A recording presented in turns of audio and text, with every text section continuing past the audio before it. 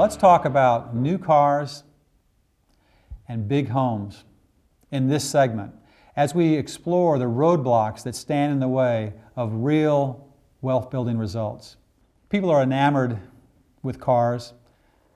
People tend to roll out of and into another car every 5 or 6 years these days.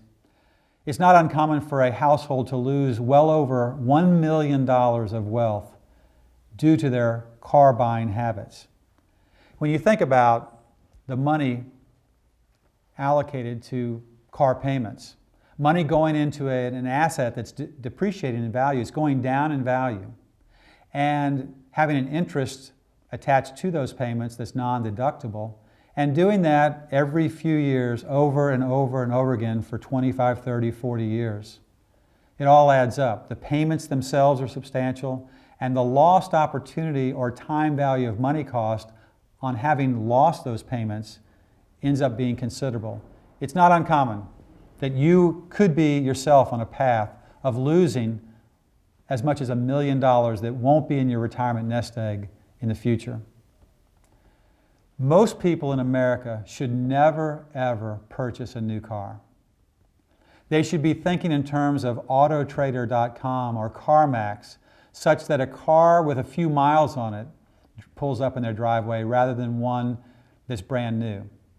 I know everybody wants to look good at valet, but with Armor All and a little new car spray, you can accomplish the same thing and save considerable amounts of wealth. Just saving $200 or $300 or $400 per month, per year, per car over your wealth building years can have a significant cost recapture result. I can't tell you how many times I drive in my local community and I look to my left and I look to my right and I see someone in a brand new high cost vehicle and I just think to myself, I wonder what their balance sheet looks like.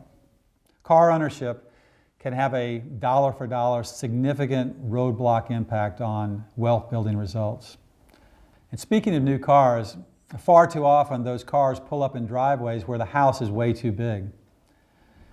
When you sit in the front seat of a car owned by a real estate professional, most likely they're going to show you a new house that has a payment that's way too big. They're going to show you and have already calculated for you the most expensive house that you qualify for.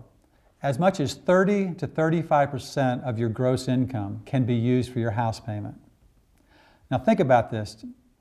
If you put 35% of what you make into your house payment, and you have to pay taxes, and you have to live your life, and you have to save for tomorrow, and you have to protect against what might happen today, how does that all add up with what you make?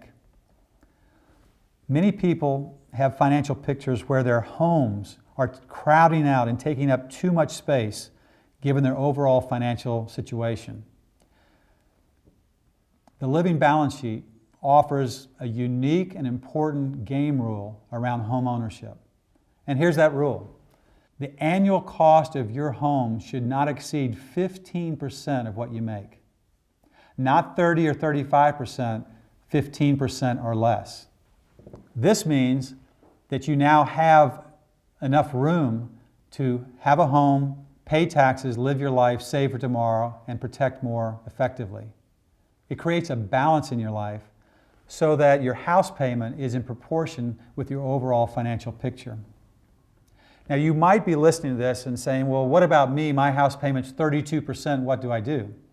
There's 3 remedies to having made a mistake around home ownership, and they're available to every consumer in America.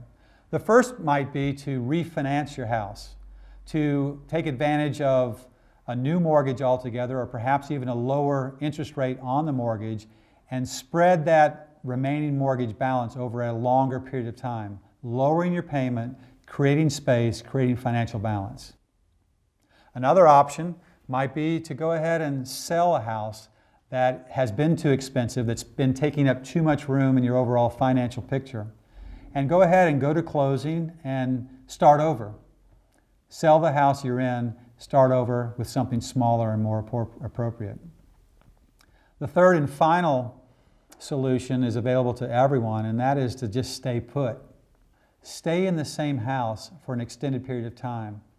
Even if your house payment is higher than it should be as a percentage of your gross income, if you'll just stay put, as your income rises, you'll find that the percentage of your income going to your house payment will fall into a more appropriate level.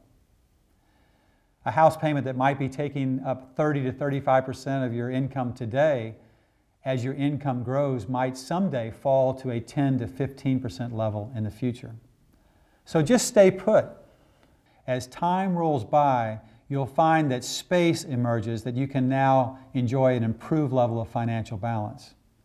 The next time you get into the front seat of a real estate professional's vehicle and they show you a house that has a payment in excess of 15%, tell them that if I did that, it would be a break in my financial strategy.